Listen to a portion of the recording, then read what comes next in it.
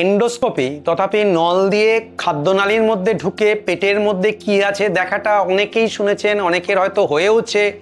গ্যাস্ট্রোএন্টারোলজিস্টরা করে, খুব একটা ভয় পায় না, সকালে যায় প্রসিডিওর করে চলেও আসে, না খেয়ে গেল প্রসিডিওর করে চলে আসে, খুব একটা ভয় পায় না। আমরা চেস্টের ডাক্তারবাবু বা পালমোনোলজিস্টরা আমরা যখন বুকের কোনো প্রবলেম থাকে দেখি, আমরা অনেক সময় ব্রঙ্কোস্কোপি অ্যাডভাইস করি। ব্রঙ্কোস্কোপি জিনিসটা কি, যন্ত্রণাদায়ক কিনা, ভয়ের আছে কিনা, এর সম্বন্ধে জাস্ট কিছু তথ্য আমরা আজকে দেব। যে শ্বাসনালী গলা থেকে বুকের মধ্যে বিভিন্ন ব্রাঞ্চিং হচ্ছে ডান দিক এবং বাঁ দিকে, শ্বাসনালীর মধ্যে যদি কোনো রকম কোনো টিউমার থাকলো বা ফরেন বডি থাকলো, অথবা বুকের কোনো একটা নিউমোনিয়া আছে বা বুকে কোনো একটা দাগ আছে যেটা আমরা এক্সরে থেকে বুঝতে পারছি না, তখন আমরা ওখানে শ্বাসনালীর মধ্যে ক্যামেরা নিয়ে নল নিয়ে ঢুকে পড়ি, যেটাকে আমরা ব্রঙ্কোস্কোপ বলে। ওখান থেকে দেখে নিই, আমরা ছবি তুলে নিই এবং ওখান থেকে নমুনা নিয়ে নিই। এটা প্রসিডিওরটাকে বলা হয় ব্রঙ্কোস্কোপি।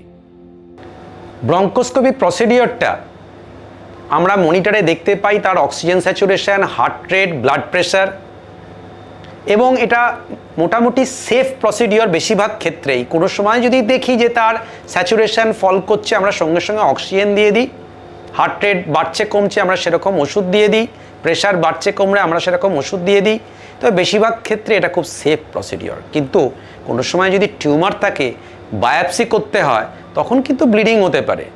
ব্লিডিং যদি হয় তখন আমরা সেরকমভাবে কি ব্যবস্থা নেওয়া যেতে পারে আমরা প্রিকশন এবং ব্যবস্থা নিয়ে থাকি। বেশিরভাগ ক্ষেত্রে এটা সেফ প্রসিডিওর। আমরা করে 2-3 ঘন্টা রেখে আমরা ছেড়েও দিই।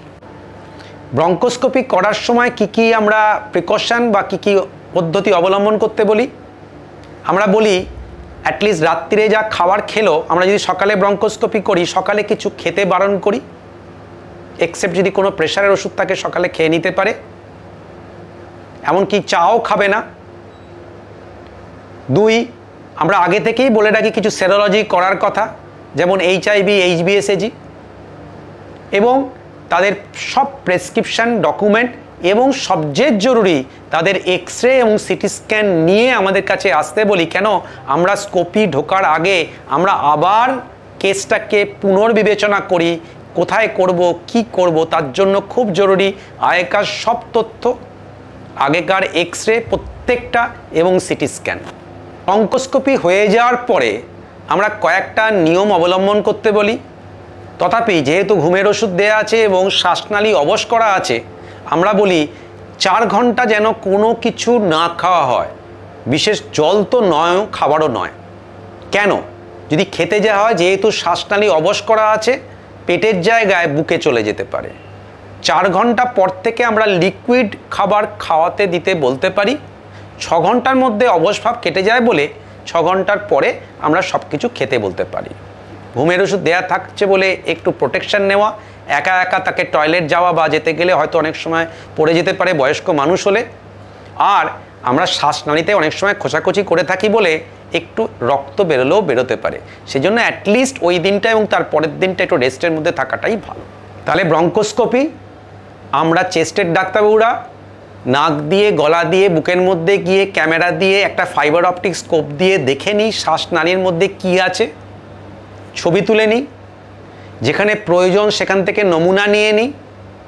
অনেক কিছু তথ্য আমরা পেতে পারি। আমরা অবশ করে আস্তে আস্তে এগোই, অজ্ঞান করি না। সেফ প্রসিডিওর, কিছু নিয়ম মেনে চলতে হবে করার আগে এবং করার পরে, যেটা আমরা আলোচনা করলাম।